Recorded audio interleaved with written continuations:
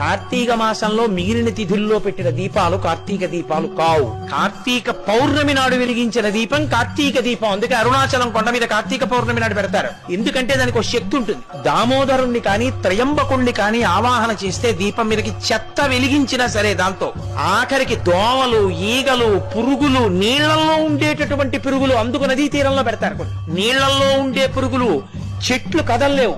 చెట్లు వేటి మీదకి వీటి కాంతి పడుతుందో ఆ కాంతి పడినంత మేర కూడా వాటి జన్మ పరంపర పోతుంది, వాటి పాపం పోతుంది. పోయి అవి పరమేశ్వరుడికి దగ్గరైపోయి వచ్చే జన్మలో పరమేశ్వరుణ్ణి చేరిపోవడానికి వీలుగా శాస్త్రాధ్యయనము చేయగలిగిన ఉత్తమ జన్మ కలుగుతుంది. కార్తీక దీపం పెట్టే అధికారం ఒక్క మనుష్యులకు మాత్రమే, మిగిలిన ప్రాణులు పెట్టలేవు.